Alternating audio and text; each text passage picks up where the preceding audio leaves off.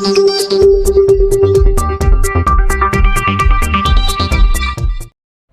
प्रचार का आखिरी दिन है, 5 बजे प्रचार बंद हो जाएगा। तो मैं आपके माध्यम से शहरियान औरंगाबाद को, तालुकों को और ज़िलों को ये बताता हूँ कि मैं वंचित बहुजन आघाड़ी का उम्मीदवार अफसर खान, मेरा बटन नंबर 4 है, निशानी गैस सिलेंडर है। मैं तमाम नौजवान साथी, बुजुर्गों, दोस्तों और मेरी पर्दानशीन माँ बहनों से अदबन गुजारिश करता हूँ कि मैं विरोधी पक्ष नेता रह चुका हूँ, तो मुझे ज़्यादा से ज़्यादा भारी अक्सरियत से कामयाब बनाइए। ये मेरी कामयाबी आप शहरियान औरंगाबाद की, ताल्लुकों की और पूरे ज़िले की कामयाबी रहेंगी। और लोग तरह तरह की कुछ भी बातें करेंगे, विश्वास मत करो।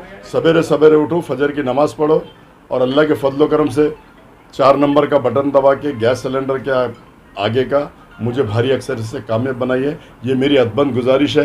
मैं रिक्वेस्ट करता हूँ, गुजारिश करता हूँ और विनंती करता हूँ कि मक्कार लोगों के, झूठे लोगों के बातों में मत आओ। उनके 2 बार समझेंगे, बार बार झूठ बोलते हैं, तो इनकी बातों में मत आओ। और काम करने वाला शख्स मैं हूँ। आज देख रहे हैं आप देश में मॉब लिंचिंग के नाम पे मारा जा रहा है, दाढ़ी के नाम पे मारा जा रहा है, टोपी के नाम पे मारा जा रहा है, कोई जानवर लेकर आ रहे हैं वो गाड़ी में, उनको मारा जा रहा है। विश्व हिंदू परिषद, बजरंग दल और आरएसएस के लोग पूरे हिंदुस्तान में आतंक मचा दिए है इन्होंने।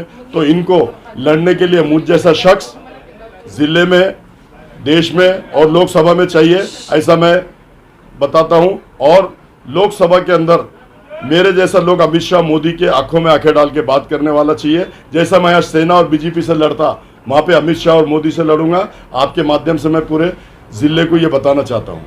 अफसर भाई, आपका जो मैनिफेस्टो है उसके बारे में थोड़ा जनता को जानकारी दीजिए, किस बेस पे आप इलेक्शन लड़ रहे हो? देखो, मेरा बेस सबसे पहला औरंगाबाद शहर के पानी का मसला है, 4 महीने में हल करूंगा। दूसरा, रेलवे स्टेशन हमारे पास में आज तक ब्रॉडगेज हुआ नहीं, उसको ब्रॉडगेज बनाऊंगा। जैसे हमारे पास देखो, अब एक ट्रेन आती है तो अगले स्टेशन पे जाके खड़े हो जाती, क्रॉसिंग के लिए इतना टाइम जाता है। तो मेरी सोच ये है कि 4 पटरी वाला, जैसे बॉम्बे, नासिक में है, उस टाइप से मैं ब्रॉडगेज बनाऊंगा। दूसरी बात, एयरपोर्ट हमारे पास में इंटरनेशनल नहीं है। एयरपोर्ट है कई सालों से, बरसों से, लेकिन 25 साल से 20 साल चंद्रकांत खैरे खासदार था, 5 साल ये शक्ति कपूर था, इसने भी कुछ किया नहीं। तो मैं उसको भी इंटरनेशनल एयरपोर्ट करूंगा। जबकि हमारे हज के लिए जब लोग जाते हैं तो सिर्फ वो हज के लिए प्लेन उड़ता है। तो मैं, ये टूरिस्ट प्लेस है, यहाँ पर लोग पूरे वर्ल्ड से आते हैं, टूरिस्ट को बढ़ावा मिलना चाहिए, इसलिए मैं इंटरनेशनल एयरपोर्ट बनाऊंगा और बना के रहूँगा। लोगों को मैं सुविधा, इतनी पूरे वर्ल्ड से जो लोग आते हैं उनको सुविधा करवा के दूंगा। और हज और उम्रे के लिए जो लोग जाते हैं, उम्रे के लिए भी जाते हैं, तो उनको बॉम्बे जाना पड़ता है। तो मैं इंटरनेशनल जब कर दूंगा तो मेरे मराठवाड़ा के लोग जितने भी यहाँ से जाते हैं, शहर के लोग जाते हैं, तालुकों के लोग जाते हैं, तो उनके लिए, उम्रा के लिए, हज के लिए यहाँ से इंटरनेशनल प्लेन उड़ेगा। ऐसा मैं आपके माध्यम से शहर को, ज़िले को और तालुकों को बताना चाहता हूँ। औरंगाबाद का छत्रपति संभाजीनगर हुआ, उसके बारे में क्या? ये तो सीधी सी बात है ना, ये खासदार की वजह से हुआ ना, खासदार ने करवाया। अब स्टेट गवर्नमेंट ने उसको पास करके भेज दी, कहाँ जाता? सेंट्रल गवर्नमेंट में जाता। सेंट्रल गवर्नमेंट में जाने के बाद में नोटिफिकेशन निकलता है, 1 महीना बोर्ड पे लगता है। 1 महीना बोर्ड पे नोटिफिकेशन लगने के बाद भी उन्होंने उसके ऊपर कोई एक्शन नहीं लिया, कोई विरोध नहीं किया, कोई इसके ऊपर उन्होंने बात नहीं किया। क्यों नहीं किया? कि इनकी मिलीभगत थी। और अगर किसी ज़िले, शहर का नाम अगर चेंज हो रहा है, वहाँ का कोई खासदार है, तो उसकी एनओसी लगती है। इसकी एनओसी के बाद ही हुआ। और उसके बाद में जब नोटिफिकेशन लगा, उसके बाद में जीआर निकला, जब सिक्का मुर्तब होगा शहर के नाम पे, सिक्का मुर्तब होने के बाद में वो दिल्ली से यहाँ आया। सिक्का मुर्तब होने तक वो चुप बैठा, नोटिफिकेशन पे कोई बात नहीं किया। सिक्का मुर्तब होने के बाद में उसने वहाँ पर देखा, वहाँ से आके यहाँ पर टेन लगाया। कहाँ टेन लगाया? कलेक्टर ऑफिस का। कलेक्टर का क्या सेंटर से संबंध है, ये बताइए ना? कोई संबंध नहीं है। उसको अगर उपोषण करना था, धरना मोर्चा देना था, विरोध करना था, तो सेंटर में देना था। वहीं लोकसभा में विरोध करना था, लोकसभा में बात करना था, अड़ जाना था। उन्होंने जो लाए थे, सिक्का मुर्तब कर रहे थे, उसको फाड़ डालना था, विरोध वहां करना था, सीढ़ियों पे बैठ जाना था, वहां उपोषण को बैठ जाना था। यहाँ उन्होंने औरंगाबाद के लोगों की दिशा भूल की, नौटंकी किया है पूरी। और ये सब नौटंकी बाज है, हर एक की दिशा भूल करते। सिक्का मुर्तब होने के बाद में उन्होंने यहाँ के टेन गाड़ा, और टेन गाड़ने के बाद में लोगों को यह बताया कि मैं इसको विरोध कर रहा हूं, जबकि वो ऑलरेडी हो चुका। मतलब सांप जाने के बाद लकड़ी मारने से कोई फायदा नहीं है। होने के बाद इसने टेन डाला और उसके बाद में वहाँ पर नान खलिया, बिरयानी, छिचोरी बातें, ये छिचोरा भाई सारे ज़माने का छिचोरा है। वहाँ पे नान खलिए, बिरयानी ये वो खाया, लोगों को बताया कि मैं इस नाम को विरोध कर रहा हूँ, और जबकि इसकी एनओसी से वो नाम हुआ, इसने एनओसी दिया, और इसके एनओसी के बिना होती नहीं। अब समझो मैं कारपोरेटर हूँ, अभी मेरे चौरस्ते पे शिवाजी का पुतला बिठा रहे थे, मैंने एनओसी दिया नहीं, मैंने विरोध करा। मैं बोला वो बेगमपुरे का वार्ड का नगर सेवक है घनू पांडे था, मैं बोला उसके 4 चौरस्ते पे लगा दो शिवाजी का पुतला, मुझे कोई इतराज़ नहीं है, मेरे वार्ड में मैं क्यों लगा दूंगा। तो वो कैंसिल हुआ। मैं बोला उसके अगर चौरस्ते पे लगा रहा तो मैं जाके हार डालूंगा, मेरे पास नहीं होने दूंगा। तो हर कारपोरेटर रहो, आमदार रहो या खासदार रहो, उसको जब तक के कॉन्फिडेंस लेते नहीं कॉन्फिडेंस में, तो वो काम होता नहीं। मेरा स्पष्ट बोलना है कि इसके एनओसी के बाद ही नाम चेंज हुआ, और इसने लोगों को जो दिशा भूल किया, ये आज लोगों के सामने एक्सपोज हो गया, लोगों को बता दिया। और जब यहाँ पे कैबिनेट की मीटिंग थी, तो कैबिनेट की मीटिंग में भी डिस्ट्रिक्ट और जिला जो कोर्ट में रुका हुआ था, लोग कोर्ट में जो लड़ रहे थे, तो इसने उसको भी यहाँ विरोध नहीं किया। उन्होंने कैबिनेट में डिस्ट्रिक्ट और जिला पास कर लिया, और पूरी फॉर्मेलिटी करके उन्होंने कोर्ट में भेज दिया। तो इसलिए अब डिस्ट्रिक्ट, जिला और औरंगाबाद शहर, इनका नाम चेंज सिर्फ इसके वजह से हुआ। और ये उनको जब उन्होंने पास कर लिया, तो चुपी और फिर लोगों की दिशा भूल कर रहा कि गांधी पुतले के पास आओ, बड़ी तादाद में आओ, हम विरोध करेंगे। अरे विरोध करके तेरा फायदा क्या है? जब हो गया, उन्होंने पास कर लिया, पास करने के बाद में वहां चला गया। वक्फ बोर्ड से एक सवाल है, वक्फ बोर्ड से रिलेटेड कौन सी चीज है? अभी देखो, सरकार ने निर्णय घेतलेला आहे, ते आम्हाला मान्य आहे। आम्हाला ही छत्रपती संभाजीनगर नाव पाहिजे। अब सरकार ने जो निर्णय ले लिया हमको मान्य है। अभी छत्रपति संभाजीनगर होगा, वो खुद बोल रहा है। मतलब इसका पूरा प्री प्लान था। पहले फिर इसने ट्रेन डालने के बाद में उठ के इसको बॉम्बे से फोन, दिल्ली से फोन आया, ये दिल्ली गया, दिल्ली से बॉम्बे गया, बॉम्बे से फिर दिल्ली आया और बैग लेके आया, और बैग लाने के बाद में आके इमीडिएट ट्रेन उठा लिया। तो ट्रेन उठाया क्यों? ये लोगों में गुस्सा था, लोग चिढ़ रहे थे कि इसने ट्रेन क्यों उठाया, जबकि बोल रहा था कि ट्रेन जब तक के नाम चेंज होगा नहीं, मैं उठाऊंगा नहीं। तो इसके ये रिएक्शन किराड़पुरा में हुआ। किराड़पुरा में ट्रेन उठाने का रिएक्शन किराड़पुरा में हुआ। लोग उसको मारने जा रहे थे और मार रहे थे, इसलिए अपनी जान बचाने के लिए छुप के मंदिर में जाके बैठा। कोई मंदिर को इसने बचाया नहीं, ये अपनी जान बचा के वहां छुप के बैठा। और उसका बेटा जाके हेडक्वार्टर में बैठा, पुलिस कमिश्नर के कुछ भी करो और मेरे बाप को बचाओ, वहां से मेरे बाप को निकालो, मेरे बाप को निकालना पड़ेगा तुमको। फोर्स भेज के वहां पर पूरा आया। और इनकी ऑथेंटिक है ये, मैं अपने दिल से नहीं बोल रहा। इसने मंदिर को नहीं बचाया, राम ने, मंदिर ने इसको बचाया। इसकी सेफ्टी राम ने किया, मंदिर ने किया, ऐसा मैं आपको बता दूं। और अगर मंदिर को अगर मुसलमान बच्चों को नुकसान पहुंचाना होता तो वो गेट से 250 फीट अंदर है। मुझे मालूम है, मैंने 10 साल वहां काम किया। और एक बाहर रोड पे, जैसा ये मेरा ऑफिस का गेट है, मंदिर का भी गेट है, रोड के ऊपर गेट लगा हुआ था, जैसे हम कमान लगाते, कमान जिसको बोलते, उसके ऊपर सिल्क का कपड़ा था। अगर वो मंदिर को नुकसान पहुंचाना चाहते थे तो सबसे पहले वो गेट को तोड़ डालते थे, गेट को जला देते। सिल्क के कपड़े को रत्ती बराबर भी नुकसान नहीं हुआ। तो इसका मतलब ये हुआ कि मुसलमान बच्चे मंदिर को नुकसान पहुंचाना चाह रहे ही नहीं थे। इसको मारने जा रहे थे, गेट पे भी जो जा रहे थे इसको बोले थे बाहर निकाल। ठीक है, राम मंदिर मामले में जो जमानतें हुई, इनका कहना है एमएम के लोगों का कि हमने भी जमानतें ली है। किसका कहना है?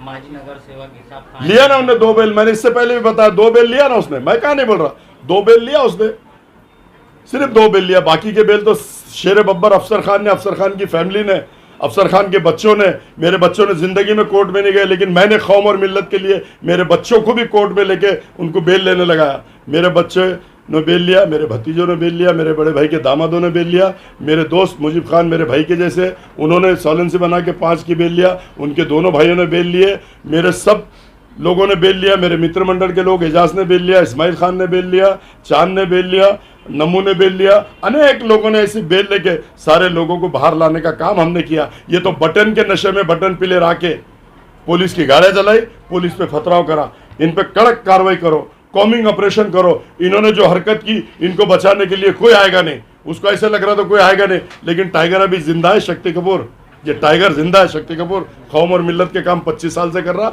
आज भी किया, किराड़पुरे में, बड़े गांव में भी किया, कटकट गेट पे भी किया, और भविष्य में जब तक अफसर खान की जान में जान है, कौम और मिल्लत के लिए काम करता रहेगा। और हमेशा आगे आके काम करेगा। इनके जैसा माँ बहनें जब चक्कर खा के कोर्ट में गिर रही थी, रो रही थी, रमज़ान का महीना था, चक्कर खा के गिर रही थी और ये टेरेस पे पार्टियां मना रहा था, उसका वीडियो भी है, फोटोज भी है, लंदन के लोगों के साथ जहाँ प्रॉपर्टी लिया ये पूरा।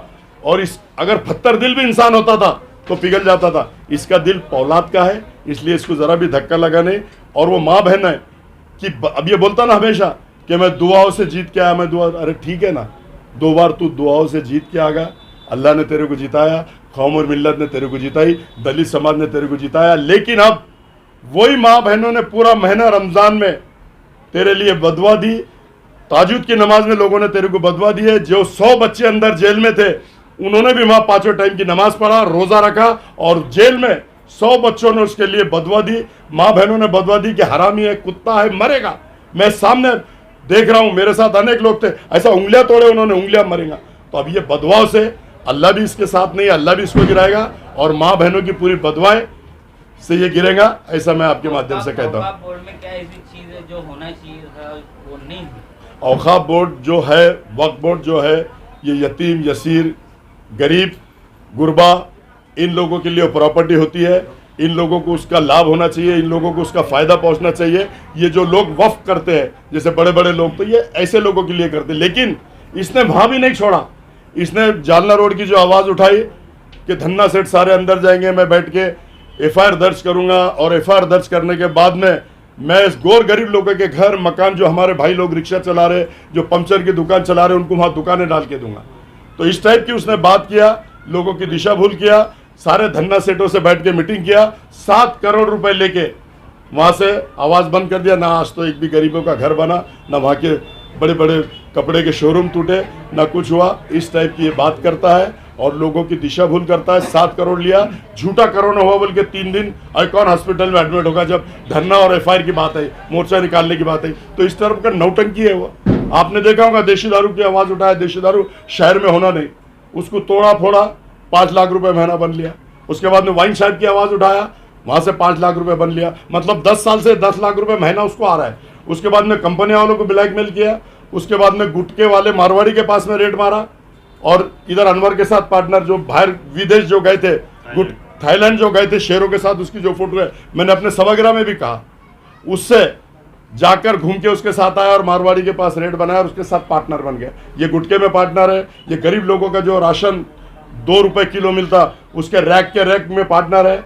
इसके बाद में ये रेती का धंधा ये खुद करता, और उसके बाद में 3 लोगों से बायोडीजल में पार्टनर है। इनने तीनों चारों जिले में बायोडीजल में इतने पैसे कमाया, करोड़ों रुपए सब में, और इसके 3 पार्टनर है। इन लोगों ने इतना पैसा कमाया जिसकी इंतहा नहीं। और एक बात मैं आपको बता दूं, इसका धंधा ब्लैकमेल करने का है, ये ब्लैकमेल करता है। और उसके बाद में आपने देखा होगा, बेचारे बेवा फातिमा जकरिया, बेवा है वो, रफीक जकरिया मर के कई साल हो गए, उनको भी नहीं छोड़ा, बेवा के भी बंगला ब्लैकमेल करके बंगला ले लिया। और आज जो रहता है वो फातिमा जकरिया का बंगला है, ब्लैकमेल करके वो बंगला भी उसने ले लिया। अभी आज प्रचार का आखिरी दिन है, अभी तक क्या रिस्पांस मिला आपको औरंगाबाद जिले में, और आगे क्या है प्लान? देखो, औरंगाबाद ज़िले के अंदर बहुत अच्छा रिस्पांस है, तालुकों के अंदर बहुत अच्छा रिस्पांस है, शहर के अंदर बहुत अच्छा रिस्पांस है। आप लोगों ने देखा होगा हमारी सभाएं कैसी हुई, हम लोगों से मिल रहे हैं, लोगों में उत्साह है कि सही आदमी हमारे अब आया है। वंचित बहुजन आघाड़ी के साथ में, वंचित बहुजन आघाड़ी, प्रकाश अम्बेडकर साहब, बाला साहब हमारे, सुजात दादा, हमारी अंजलि ताई, इन्होंने सब ने प्रचार किया। सारे लोग, दलित समाज में भी उत्साह है, 2 से 2.5 लाख दलित वोट हमारे पास है, और मुस्लिम समाज भी मेरे साथ है। अल्लाह के फजल करम से 1.5-2 लाख मुस्लिम वोट देंगे, और ये सीट 101% चुन के आएंगी। पहले भी वंचित से वजह से ये चुन के आया, ये खुद बड़ा शागिर्द है। अब वंचित मेरे साथ है, मुस्लिम समाज मेरे साथ है, क्रिश्चियन समाज मेरे साथ है, धनगर समाज मेरे साथ है, OBC समाज मेरे साथ है। जीत अल्लाह के फजल करम से वंचित बहुजन आघाड़ी की होंगी, ऐसा मैं समझता हूँ। चंद्रकांत खैरे और भुमरे भी आपके विरोध में है। ये देखो, चंद्रकांत खैरे विरोध में रहो, मुझे कोई फर्क नहीं पड़ता। भुमरे विरोध में रहो, मुझे कोई फर्क नहीं पड़ता। शक्ति कपूर मेरे विरोध में रहो, कोई फर्क नहीं पड़ता। CM मेरे विरोध में रहो, शिंदे, मुझे कोई फर्क नहीं पड़ता। पालक मंत्री मेरे विरोध में रहो, मुझे कोई फर्क नहीं पड़ता। मैं किसी के बाप से डरता नहीं, मैं सिर्फ डरता हूं तो अल्लाह ताला से डरता हूं। जहां मेरी मौत है वहां मौत होगी, और जहां मेरी जिंदगी है कोई माई का लाल मुझे मार नहीं सकता है, मैं दावे के साथ कहता हूं। सर भाई, संसद में आप जाकर ये आवाज़ उठाएंगे कि जो अल्पसंख्यक को जो स्कॉलरशिप मिलती थी वो बंद हो चुकी है। जो गरीब बच्चे स्कूल को जाते थे और उनकी फीस जो है तो उससे एडजस्ट होती थी, वो बंद कर दी गई है। तो इसके ऊपर आवाज़ उठाएंगे? देखो, स्कॉलरशिप पे भी आवाज़ उठाऊंगा। हज हाउस में जो सब्सिडी हमारे गौर गरीब मुसलमानों को मिलती थी, ये भी उसने बंद कराया। ये मिली भगत से कराया, क्योंकि लाखों करोड़ों रुपए गवर्नमेंट के जा रहे थे ना, इसमें उसने मांडोली करा बैठ के लिए और बोले हमारे मुस्लिम भाई को जाने की ज़रूरत नहीं, वो भी मैं करूँगा। और अलीगढ़ मुस्लिम यूनिवर्सिटी, उसमें भी इसने पैसे लेके पूना में भिजाया। मैं मुस्लिम अलीगढ़ यूनिवर्सिटी भी लाने की कोशिश करूंगा और ला के रहूँगा अल्लाह के फजल करम से उसका ब्रांच यहाँ पे। और मुसलमान बच्चों को IAS IPS इंजीनियर डॉक्टर सब बनाने का काम करूंगा और मैं करके रहूँगा, ऐसा आपके माध्यम से कहता हर हूँ। एक नेता एजुकेशन की बात करता है, लेकिन एजुकेशन पे काम आज तक औरंगाबाद शहर में किसी ने नहीं किया। आज जो सरकारी स्कूल है औरंगाबाद शहर में वो खत्म होने के कगार पर है। और अगर प्राइवेट स्कूल में अगर कोई गरीब बंदा पढ़ाता है अपने बच्चों को तो 1000 रुपये से 500 रुपये उसकी फीस जाती है, जो कि वो उसके लिए हार्ड है। इसके ऊपर आप क्या काम करेंगे? देखो, एजुकेशन के ऊपर मैंने अभी बोला आपको, ग्रामीण में भी एजुकेशन की समस्या बहुत गंभीर है, पानी की समस्या बहुत गंभीर है, लाइट की समस्या बहुत गंभीर है।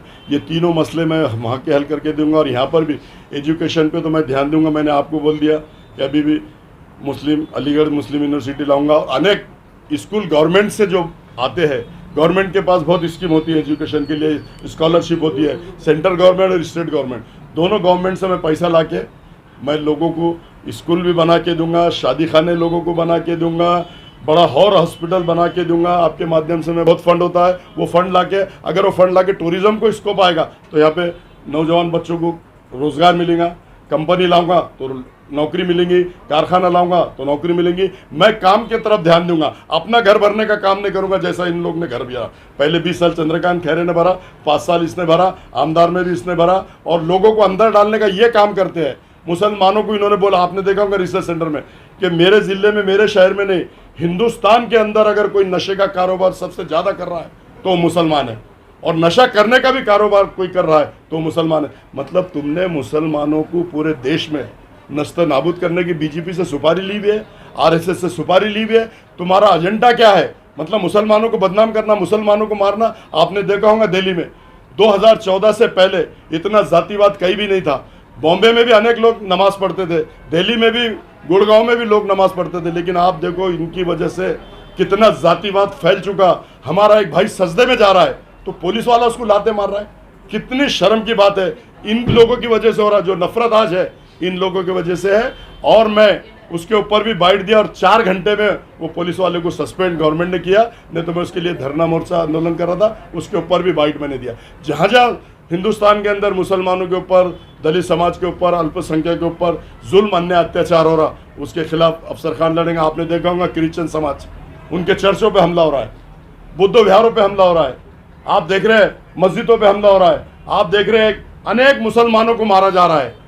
कोई जानवर ला रहे हैं, हमारे कुरैशी बिरादर को मारा जा रहा है, उनके जानवर गौशाला में छोड़ दिए जा रहे हैं। विश्व हिंदू परिषद, बजरंग दल और RSS को मेरा चैलेंज है, अगर मैं चुन के आता है तो एक भी कुरैशी बंदूक की गाड़ी रुकी तो उसका जवाबदार अफसर खान रहेगा। उनको गौशाला में क्या डालेंगे, उनको जेल में डालने का काम अफसर खान करेगा। उनके ऊपर 355 का गुना दाखिल करेंगे कि हमारे जानवर लूट रहे, हमारे लोगों को तकलीफ दे रहे। नहीं करेंगे तो फिर बोलना अफसर खान। अफसर भाई, इंडिया आघाड़ी में वंचित बहुजन आघाड़ी नहीं है शामिल, अगर से आप चुनकर आते हैं तो इंडिया आघाड़ी को सपोर्ट करेंगे? देखो, मैं, मेरे नेता बाला साहब अम्बेडकर जो निर्णय लेंगे मैं उनके निर्णय का पालन करूंगा। मैं अपने दिल से नहीं, क्योंकि मैं उनका सिपाही बोल के लड़ रहा हूं, उनकी पार्टी से लड़ रहा हूँगा। उनका जो भी आदेश रहेगा वो मैं निभाऊंगा, और मैं अपना डिसीजन नहीं ले सकता क्योंकि मैं वंचित बहुजन आघाड़ी से जुड़ा हुआ हूँ। बाला साहब ने मुझ पर विश्वास किया, मुझ पर विश्वास करके इतना बड़ा टिकट उन्होंने दिया। और उन्होंने ये भी कहा, आपने देखा होगा नेशनल चैनल पे, कि औरंगजेब के शहर से और औरंगाबाद शहर से अगर कोई जीतेगा तो वो अफसर खान जीतेगा। अब उन्होंने बता दिया है, सारा दलित समाज हमारे साथ में है, 2.5 लाख वोट दलित समाज के हैं और मुसलमान एक साथ आ गए, तो 2019 में जो था माहौल था उससे बड़ा माहौल अब हो जाएगा, ऐसा मैं कहता हूँ। और आपके माध्यम से शहर ने औरंगाबाद को, डिस्ट्रिक्ट को, जिले को ये बताना चाहता हूँ कि ज़्यादा से ज़्यादा वोट वंचित बहुजन आघाड़ी को, प्रकाश अंबेडकर साहब के हाथ मजबूत कीजिए, बाला साहब के हाथ मजबूत कीजिए, अफसर खान के हाथ मजबूत कीजिए, और 4 नंबर का बटन दबा के वंचित बहुजन आघाड़ी के गैस सिलेंडर निशानी है, अफसर खान को कामयाब बनाइए। मेरी कामयाबी नहीं है, ये बाड़ा साहब की कामयाबी नहीं है। जितने पिछड़े लोग हैं, जितने दलित समाज है, जितना मुस्लिम समाज है, जितना ओबीसी समाज है, क्रिश्चियन समाज है, धनगर है, माड़ी है, कोड़ी है, इन पे जो जुल्म अन्याय अत्याचार हो रहे हैं, उनकी आवाज़ बन के अफसर खान लोकसभा में जाएगा और सबको न्याय दिलाने का काम अफसर खान करेगा, ऐसा मैं कहता हूँ। इस बार में नौजवान वोट मारने वाले पहला वोट, उनके लिए क्या मैसेज? आपने देखा होगा मेरे ऑफिस पे नौजवान 400 आके गए, उसके बाद में 150 आके गए, उन्होंने बोले हमारा पहला वोट है, और उन्होंने मतलब तुम्हारे माध्यम से तुम्हारे चैनल को बाइट भी दी कि हम ये वोट का इस्तेमाल सिर्फ अफसर खान और अफसर खान को करेंगे और अफसर खान को पहला वोट हमारा डालेंगे, क्योंकि अफसर खान लोगों के सुख दुख में आता, गरीबों के साथ आता, ग्राउंड लेवल का, इसके जैसा पैराशूट से उतरा अफसर खान नहीं है। इसको लोगों के सुख दुख मालूम नहीं है। ये पैराशूट से उतरा था, ये हवा में आगा, हरमाल पाचाने में आगा, लहर में आगा, सुनामी में आगा, लेकिन अफसर खान 55 से डटा हुआ है और आज भी डटा हुआ है और अल्लाह के फजल करम से मरे दम तक डटा हुआ रहेगा कौम और मिल्लत के लिए, ऐसा मैं कहता हूँ।